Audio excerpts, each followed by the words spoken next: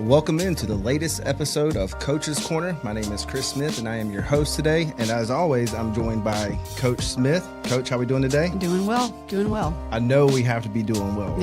Yes. It's a great feeling after that weekend for sure. Yeah, well, let's talk about that right off from the get-go.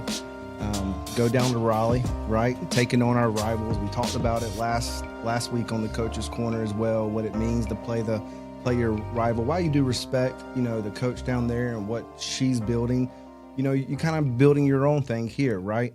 And when you go to Raleigh and taking on NC State, it's always good, right, to come back, definitely with a 3-game sweep. Talk to me a little bit about that. What was the atmosphere in the clubhouse throughout the weekend? Yeah, I mean, of course, respect for them, but they are a rival. And like I mentioned last week, I grew up a Tar Heel. And so that is deep in my soul, the hatred for NC State and for Duke. So for me, it's a different buzz for sure, when we're getting ready to prepare to play NC State. But honestly, I felt it from our team. Our team really dug into that, and which I was excited for, that they understood that is a rivalry and they should feel a little different about it. Now, not to put pressure on themselves, but just to feel that extra little, drive to compete. And I felt that from them. But we talked about it. I talked to them about, what it means to be at the University of North Carolina, the University of North Carolina. And, what an honor it is. And that when you're a part of that, you have to understand that there are rivalries that come with that. And we're about to embark on 3 games against one of our biggest rivals. And it's got to feel a little bit different. And you have to have a little bit of a different motor behind it. And we did.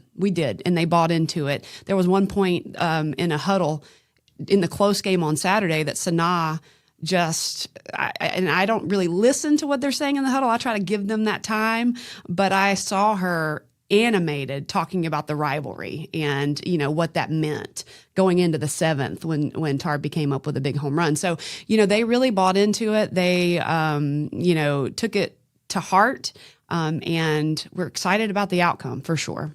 That's good because I don't want to go too much off topic, but I've always kind of wondered, in this new era of college sports, right, with transfers, coming in from potentially all over the country, right, and having to learn this culture, right, at North Carolina or whatever university they're at. You don't know sometimes that they're going to buy into that it's a rival, right? So you're saying that it was a whole team effort that bought in that, hey, we're going up against our rival and this means a little more. 100%, every single person. And, again, it wasn't something that it wasn't added pressure.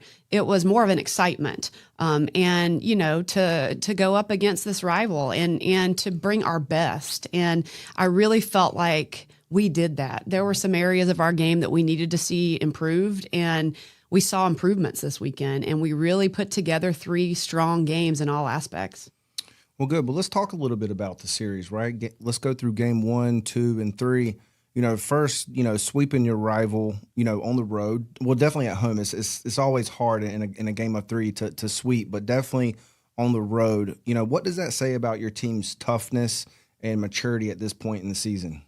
Well, our team is tough, no doubt, and I think we had a tough weekend the weekend prior. Arizona State were 2 tough games for us, and we weren't pleased with our performance in either one of those. And, I feel like, coming back and being able to face a really good Liberty team kind of jump-started the momentum going into the weekend. I think added a little bit of confidence to the team going into the weekend. The resilience factor is big for our players. We have to be resilient. We have a tough schedule right now. We're going to be playing tough games. We're going to have games that don't go our way, and how are we going to bounce back from that? And I felt like after the weekend we had, not pleased with how we looked against Arizona State. I felt like there was a huge bounce back factor, and that toughness and mental toughness and physical toughness is a big part of it. To come out and make the improvements we needed to make against 2 really good teams. So yeah, I love our team. I love their mentality. I love the fight they show and the toughness they show for sure. Yeah, well, in game 1, let's talk about that a little bit. You guys came out very strong, right? And it seemed like NC State tried to make a late push.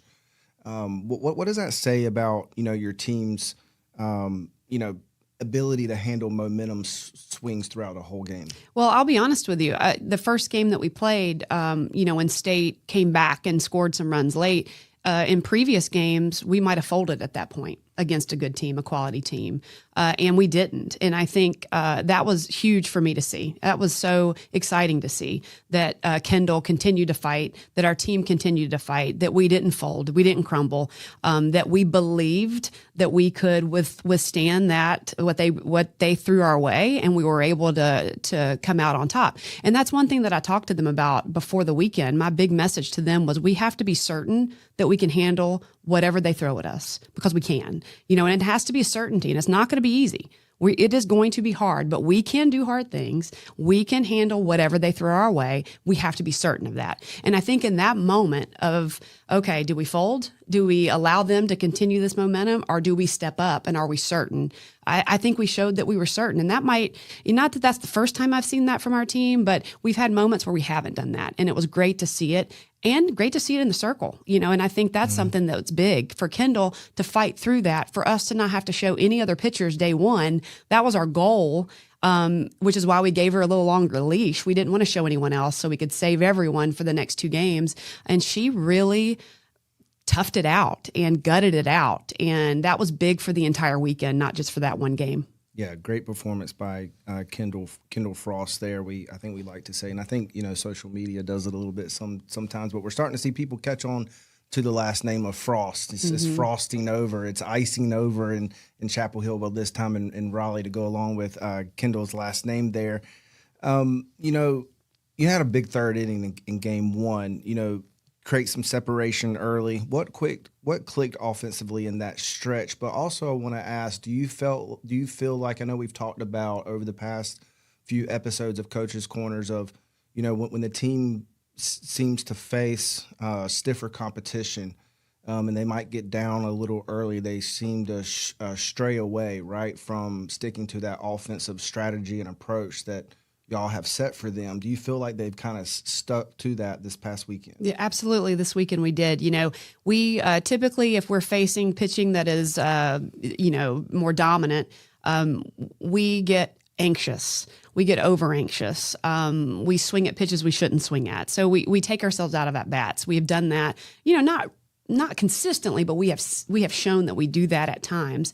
This weekend, once the first inning was over, we scored 1 that first inning. But after that, we kind of switched our game plan a little bit, and we really locked in on putting more pressure on the pitcher to throw strikes. We felt like she wasn't really throwing as many strikes as we were swinging at that first inning. We were swinging at some bad pitches, Autumn Owen is one of our assistant coaches and works with me in the dugout charting pitches and kind of game planning. And we really felt like we needed to start taking more pitches. We needed to make her prove that she could command the zone. And once we did that, it completely switched. She struggled finding the zone. We were able to take freebies. She was hitting batters. We really put the pressure on her. And she's a talented freshman, a really good pitcher, but she struggled with that. And we took advantage of it in that inning. I believe we scored several runs, but a lot of them were freebies. A lot of them were taking walks. And I think she hit a batter. And, that to me was the turning point for the weekend for our offense. And we continued that mentality and that game plan the rest of the weekend. Well, talking about hitting batters, Shelby Barbie has now broken the record for most times of base on balls in a season. Talk to me a little bit about that. A lot of people say, I hate to use the word a lot of times, just like casual fans, but just people like watching the game tend to lean towards more, it just happens, right? It's the luck of the draw. There's actually, if you do, I know I'm not speaking to you about it, just to the listeners, there's a strategy behind it, right? And it seems like Shelby, now holding the record here for base on balls in a season, what does that say about her plate discipline? Yeah, well, she's going to try to get on base however she can, and she's really locked in on that, just having a quality at bat. But what she does is she stands her ground, and I think a lot of hitters, when the ball's coming in, they flinch a little bit, or she just sticks where she is. And that's something that is kind of her whole basis of her swing anyway, the foundation of her swing. So she keeps it regardless. And she's getting hit a lot. She's got padding all over her legs. She's got bruises. actually pretty horrible if you look at the bruises that she gets. But, she's willing to do whatever it takes to get on base. And that's a big, again, putting pressure on pitchers, knowing that you're going to dig in and you're not going to move, and they have to be really pinpoint accurate to hit their spots. Otherwise, they're going to give you a base. And then if you give her a base, we've got MC and Tarpey right behind her that are going to hit her in. So, she does a really good job of taking advantage of pitches over the plate and hitting them with power, but also making pitchers uncomfortable and making them feel like they have to be perfect. Yeah, there was actually, one time in the game, I can't remember which game it was, but they said that she didn't, make an attempt to get out of the way. Right, I think it was when it hit her elbow, and so that one didn't count. But she almost had another one there in that moment. Do you remember? Yeah. Oh, yeah, I did. Yeah, she should have had another one. I guess think it's crazy to ask you. Do you remember? Yeah. Oh, yeah. Oh, yeah. And people, because she's been hit so much, people chirp that she's leaning, but she's not. I mean, she's there. She's legitimately in the box, and she's getting hit. So she just again is all about the team and doing whatever it takes to get on base so we can score more runs. Let's talk about Emily LeGette. I mean, seems like every episode we bring her name up, and I've actually contemplated not putting her name in today's show. Well, you have to, right? I know. You so have I to. was like, I can't. This will not be a good show if I do not, because it's just not justice if I don't put her name in here. Right. I mean, more home runs. What's making it so difficult for pitchers? I mean, they're in a tough spot right now. Do I pitch to her? Do I not pitch to her? If I don't pitch to her, I have Shelby Barbie to go up, and then the list goes on and on and on. What's Emily LeGette? I don't know. I don't know what the question is there. But well, yeah, let's just talk about her. Yeah. I mean, she's amazing. She's amazing. And, I think that her ability, to work a pitcher and to be disciplined enough to not give in. And she does every now and then, but not often. She is really locked in on what she wants to see and what she wants to hit. And the great thing about her, she can hit all of it. She can hit in, out, she can hit off speed. And so you really don't know what to throw her, because she's able to hit all of those balls out of the park. And please walk her. We're okay with that. Of course, we want you to pitch to her, but if you walk her, we're okay with it, because we have Shelby, we have MC, we have Tarpey, we have hitters behind her that are going to do damage as well. And so that's tough for an opposing team and an opposing pitcher. It's so interesting to see that she'll get up to lead off an inning and they're walking her. So they're going to automatically give us a runner, which that's fine with us. We feel really confident in the ability of the hitters behind her. But I kind of don't blame them, because if you do throw to her, it's probably going to leave the park. It's probably going to leave the park, right? So, it's tough. It's tough. We're just so glad she's a Tar Heel, because I would not want to have to game plan for her. Yeah, it's definitely good to have her at Carolina. I love watching her warm up. It's so methodical and not like how most hitters warm up. During our one-on-one that we sat down together, and I asked her about that. What are you doing? In the circle. Mm-hmm. She said, I don't take any practice cuts. I'm just following it through. Mm-hmm. I love watching that. So methodical and planned out. Let's talk about game 2. Explode early with runs there. What does it mean on the road, right? To set the tone early. Definitely after taking game 1, NC State's going to try to come out in game 2, to fight back as much as they can, as you expect them to. What's it mean to explode early in a game like that? Yeah, I think it was really important how we came out game 2. Game 1, they got some late momentum, and for us to come out in inning 1 and do what we did, it kind of was deflating, right? It was deflating from the beginning. Hey, you have the spark of hope on Thursday, but not so fast, right? We're ready to roll. And that really started with Sanaa and how she led off the game. I think that they were really looking to approach us with a lot of off speed, and Sanaa hit a shot to lead off the game. And then we continued our discipline in taking pitches and putting pressure on their pitchers.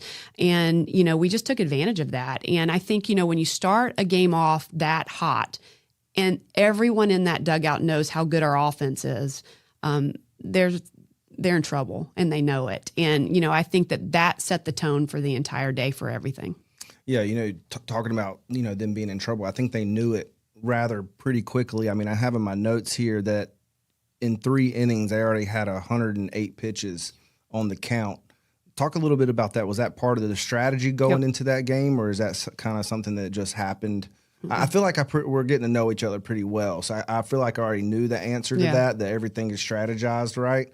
So let's talk about that a little bit. Yeah, definitely our strategy. We knew the pitchers we were going to get. We thought we knew who we would get.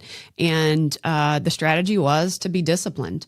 To me, that's how we put pressure on them, is showing even more discipline. And it worked. It worked. We made them work a lot, throw a lot of pitches. The more pitches we could see, the better we were going to hit it too, And so that was the game plan, and our players really bought into it and stuck to it the entire game. And we had a big offensive game because of it, And, I think going into the weekend, we knew, obviously we know we have a good offense, but you don't really know how it's going to match up against their pitching staff. They have a really good freshman pitcher. They're a talented team. But to see how our discipline created all of those opportunities, I thought that was big, because now we're creating these opportunities with discipline, but we're also able to follow it up with the power and with, our offensive prowess. So I thought it worked out really well with our game plan. Our players stuck to it. And we had a big day that day. Yeah.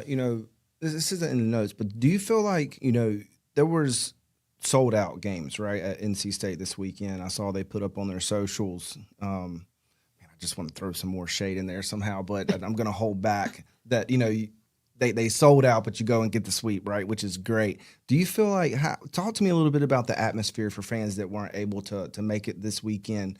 And then also, did you feel like your players fed off that atmosphere that, oh, hey, like, y'all can be rowdy all you want, but we're going to come in here and Yeah, it was great crowds there. They did a really good job. They brought in a ton of youth teams, which was great, and I think it was fun because some of the, obviously there were a lot of NC State fans there, but there was a lot of Carolina blue in the stands, and a lot of those youth teams were cheering for our players and knew our players, which I thought was really, really cool.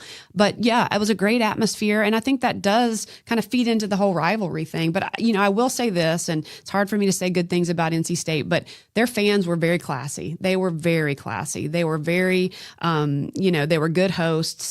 Their fans, we didn't have any issues with anything that they did, which is not, if some places you go, it's tough, right? And we felt like it was a very a good environment to play in. It wasn't anything that was a negative environment, which was nice. It made for the whole experience to be fun. I think for both teams to be able to experience that rivalry with that great crowd, and the crowds just supporting their teams, and right. It was a great. They did a good job, and the crowds were amazing. Well, good. Sanaa Thompson, you already touched on her a little bit. In game 2, she set the single season runs record. What's her impact meant to, and there's the consistency that she's had this year? What's that meant to the team and the lineup? Sanaa means a lot to this program, to the team, yes, but to the program.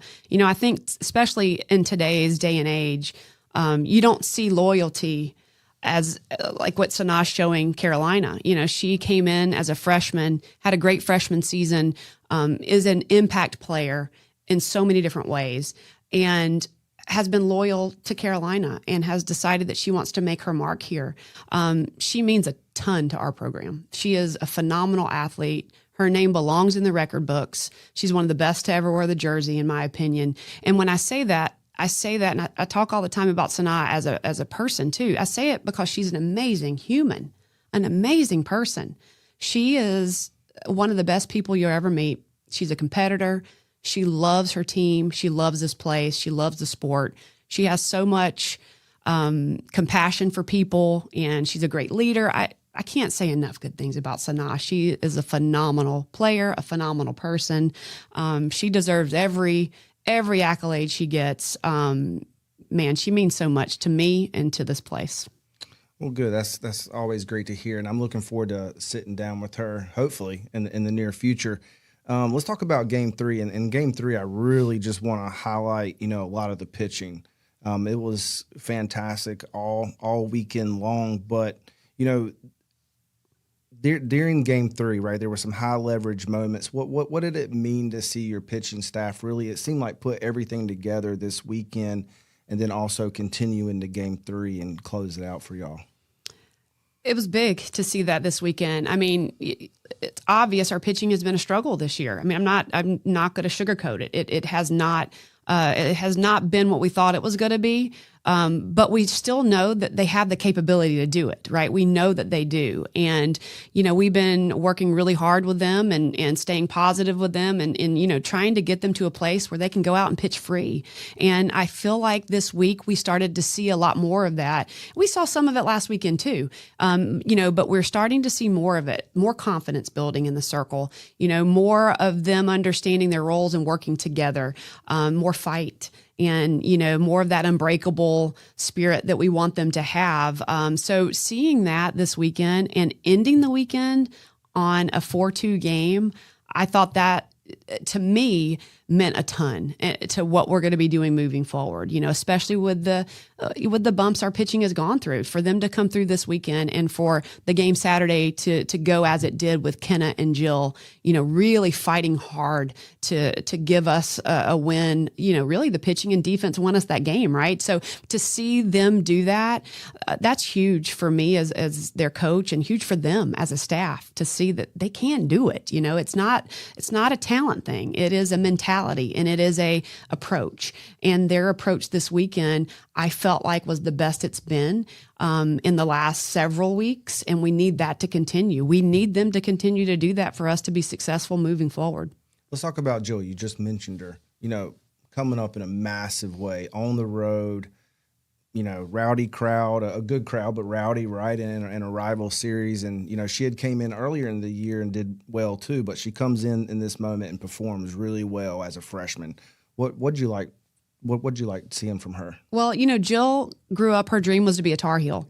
Yep. So, and I write handwritten notes to our players before every series. And, in hers, I told her, I know you know what this means. I know out of everyone in that locker room, you get this. And so I knew when we called her name, we were going to get a driven, competitive Jill. I mean, she wants to go out there and she wants to beat NC State. More so than any other team, maybe except for Duke, right? So, at the end of the day, she knows what it means and she bleeds Carolina blue. So for her to go out there and show the composure, the competitiveness, that demeanor that she has. I mean, my dad obviously goes to the games, watches all the games, and he said she walked out there like she was the best pitcher in the country. And she did. And I'm here for it. She should, she should have that confidence. And she did that this weekend twice and came up big for us. But I think it's even more special because, it's her dream to do it. After the game on Saturday, she came up to me and she was like, Coach Smith, do you know how many times I've dreamt of that moment? And it almost makes me emotional talking about that because I was also her and my dream was to play at Carolina and to know that, man, she literally is living her dream. Man, there's nothing better than that. Nothing better than to hear that from a young person, that she's getting the opportunity that I got, and she got the opportunity to make that impact in that game. Man, awesome. Special. Awesome for Jill. So special. So special. And we got to talk about Jill a little bit last show in our player spotlight section. Another player I'd like to highlight is Reese Outlaw. Yeah. In the sixth inning, massive play. I mean, just a work of art, that defensive play there. I believe it's shortstop, right? Yep, shortstop. Two questions. What did that mean in a momentum swing during that time? But also, talk to me a little bit about strategy, putting her there at short. I know we've seen a couple of revolving players there over the past month. Yeah, we've got young players at shortstop, and we've had some injuries at shortstop. Mm-hmm. And she was injured at one point during the year. So, we're just giving them opportunities to get experience. They're all talented. They all have, different strengths, different weaknesses. And, we feel like all three of the shortstops that we have on our roster currently that aren't injured, all three are talented. So we want to give them experience and give them opportunities. And Reese coming through in that moment, I mean, that's a game changer. That's the game right there. That ball gets through, that's multiple runs. And it's a whole different vibe and whole different pressure put back on us to score more, right? So the fact and just to fire everybody up, right? I mean, what a play. What a play. I mean, it was a hit off the bat.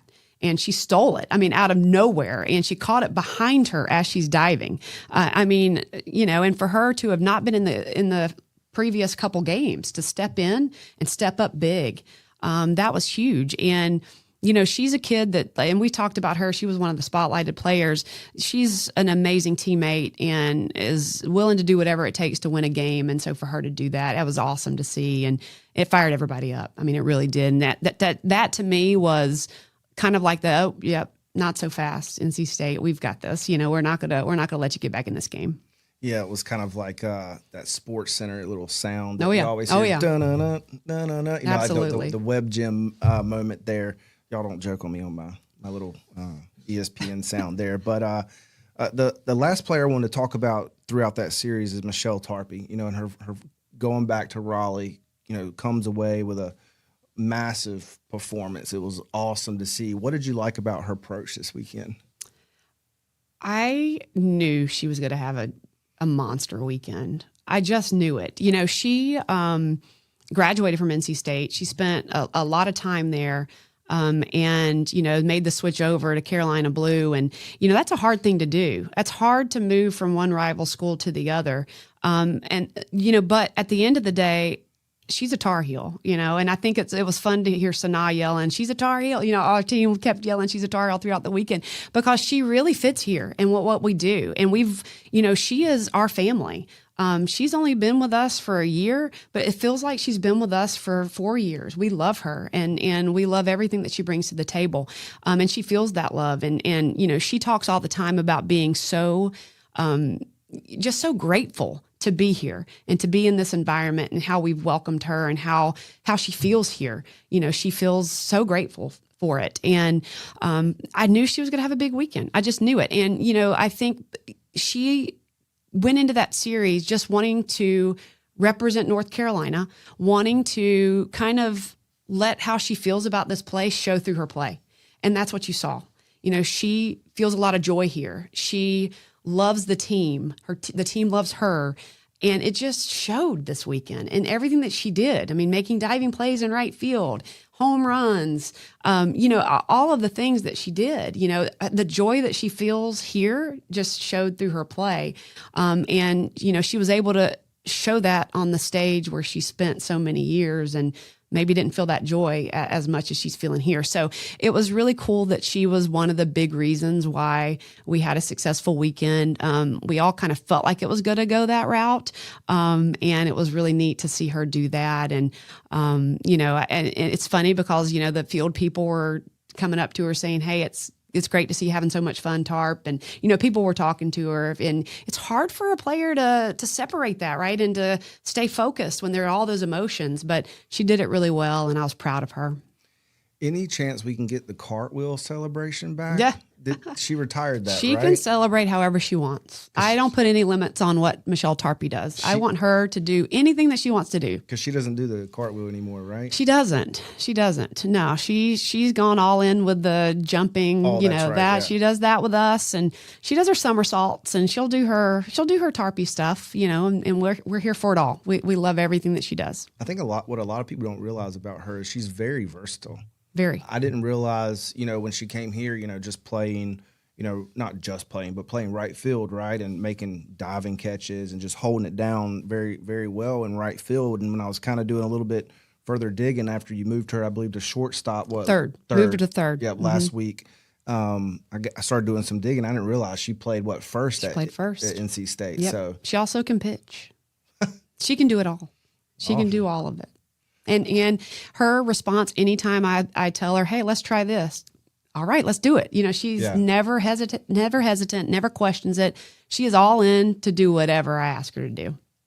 I love it. Well, you ready to transition over to our previews? Yeah, let's do it. We got another, big week. It's Monday right now. You're going to see this episode tonight at 8:00. Queens. Yes. Coming up. What's you're coming off a very big weekend, momentum, energy. It's good that players get the opportunity to rest today. And what's the message going into this week, right? Queens isn't so much having the, best season so far that they probably had hoped for. But what's your message to the team, going into this week leading up to Duke? Well, we talk a lot about midweeks, not taking games off. We talk a lot about how they can sometimes be a little bit of a trap. And I think this is probably the biggest trap game that we have all year because we come off of this sweep from NC State and all the emotion that comes with that. You have Easter Sunday off. And there's, a lot of, obviously on Easter Sunday, we're all doing our family thing or, at church or whatever we choose to do that day. So you have these 2 days off, which is not normal. And then it's sandwiched between the Duke series, which is another high emotional series, right? So we're going to have to really make a commitment to focus completely on Queens. Their record might not indicate the type of team they are. They have 2 hitters hitting over 400. They have 1 with double-digit home runs. They have a pitcher who has thrown over 100 innings, who has been a dominant pitcher for them. So this is a team that's record shows something different than what I think we're going to see on the field competitively. So we can't fall into the trap of looking at a record, of thinking about what we just felt at NC State, of looking ahead. We have to be completely focused on Queens and what we need to do Wednesday night. It's also a late game. It's an 8 p.m. game, which is not normal. So that throws another kind of different spice to it, right? So we've got to figure out how to handle a full day of classes, of all this lag time, then play a late night game, which is not a normal thing for us. So, we've got to really get locked in tomorrow at practice and be completely focused on Queens. If we don't, that could be trouble for us. And we don't want trouble. We want to make sure that we're locked in and ready to go. Well, let's talk about Duke. Let's go ahead and transition to Duke. I want to, to those that are listening, thanks for tuning in tonight. We'll let you know Duke is coming to town at 6 o'clock on Friday, Saturday at 1, and Sunday at 12. There is no excuse not to at least make a game or two this weekend. I know it's going to be probably a great crowd, but let's make it even better. Come on out. And what I mean by there's no excuse, because Carolina baseball is also they're not in town this weekend. They're going to be at Clemson. So come on out. Go ahead and make your plans now. Bring the kids. It's a fun time. It's a fun atmosphere. But, Coach, Duke comes in at 13-2 in ACC play. What stands out most for Duke when you look at their film? Duke is the hottest team in the country, in my opinion, right now. They've, had a start of the season that was uncharacteristic for Duke, and they've definitely, come on really strong. And obviously, looking at their conference record, they're having a great conference season. They're just a talented team all around. They know how to win. They expect to win. They have a dominant offense, and they have experience at a high level. They've been at a World Series. They've been in super regionals. They've done these things, so for them, they know how to win on the big stage. And, that's something, our program has never been to a super regional. We've never been to a World Series. So, that's something that, when you play Duke, you're playing an elite level program. I didn't make this connection until now. I knew that Duke had, started off slow this year, but now, you say, one of the hottest teams in America is pretty relevant, pretty similar to how their women's basketball team started off. They started off very slow and then finished at a high level. And then same for, softball right now, performing at a high level as well. They're having a lot of success in conference. What are some of the key areas you have to win to put yourself in a good place to win this series? Well, we have to continue the discipline we had at the plate from this past weekend. I think offensively for us, when we've struggled against top 25 teams in the past, it's been because we have been too free with our swings. We haven't been as locked in on the zone and the pitches that we need to hit. So offensively, we have to make sure we take control of our at-bats and we make sure that we work their pitchers. Their pitching staff, they have Cassidy Curd back, who is one of the best. And she's given us fits for the last 2 years that I've been here, so we really have to make sure that we are selective when we're facing her. And pitching has been an issue for them a little bit other than her. So, we've got to make sure that we're able to do what we need to do to be successful against her so we can see some of their other pitchers. And then offensively, they're a powerful offense. They are consistent. They are powerful. They generate a lot of runs. They do it in a lot of different ways. So it's going to be a test. I mean, they're a top 25 team for a reason. They're winning a ton of games in conference for a reason. And it's going to be a big test for us in all areas. Well, Well, I do want to ask you this. It's not in the notes this time, but any personal connections to anybody on the Duke staff? A ton. So their assistant coach, Taylor White, played here at North Carolina, so she's an alum. Their head coach was an assistant here under Coach Papa. She was the pitching coach here for a little bit. And her sister played at Carolina and played for me when I was an assistant here. So there's tons of, I feel like it's a web, right? There's in college softball, it's a big web, and there's a lot of connections between the two. Well, when you look at film at Duke, where are some potential areas do you feel like your team can take advantage of? Well, I think offensively, right? If just following through with what I said earlier, if we can lock in on the zone, if we can make Cassidy Kerr throw strikes, we're going to be able to hit. We're going to be able to score runs, right? If we are swinging at balls, we're going to struggle. And I think that sounds like, duh, right? But it's true against her. If you make her throw the ball in the zone, you're going to hit her. She's good at getting people to swing at things at pitches that aren't hittable, right? So we've got to be more disciplined against her. If we can get to her, we're going to score a lot of runs. That's our hope, right? That's what we think with the offense that we have. So that's going to be the key for us. Well, good. Well, let's transition to our spotlights with a little bit of the time we have left. Okay. 2 pitchers this week. Let's talk about Nikki Harris. Talk to us a little bit about who she is, what she brings to the team. What do you like about Nikki? Yeah, well, again, my favorite part, not that I don't love our questions, but I love talking about our players. I think that really that's the spotlight of our program is the young women that we have in our program. Nikki Harris is a junior from Georgia. She's has been with us all 3 years, and she's a lefty. And she's had a really bumpy career in regards to a lot of adversity thrown her way. And I think one thing, people think student athletes have it really easy. You get all these perks, you get all this, but she's been through a lot, on and off the field. She had her freshman year, had a great first year, and then had an injury that kept her out for a while. She's battled injuries throughout her career. So it hasn't been an easy road for her, but I'll tell you this, she has persevered. She's resilient. She has learned to have a good attitude through all of that, because she's dealt with so much.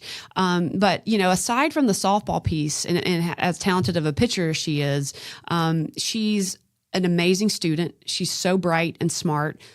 She's got her whole life mapped out. She knows what she wants. She's engaged. Malcolm, her fiance, he's always here watching, and he's a great guy, and we're really excited for them. She's just got her life together, and I think that that's amazing to see from a college student. She's competing at a high level, she's training, but she's not just an athlete, right? She's not just a student athlete. She's got this other stuff that she's really focused in on. And she's just a great part of our program. And I talked to about her the other day. She's also the best cook. She cooked an Easter meal for a lot of the players that weren't able to go home yesterday. Oh, nice. Yeah, she loves to cook. She wants to open a bakery. She bakes bread. She'll bring it into the office. She's great. She's just awesome. Yeah, it's nice that she was able to do that. Mm-hmm. Yeah, that was awesome. Maybe she'll invite me next time. Yeah, she might.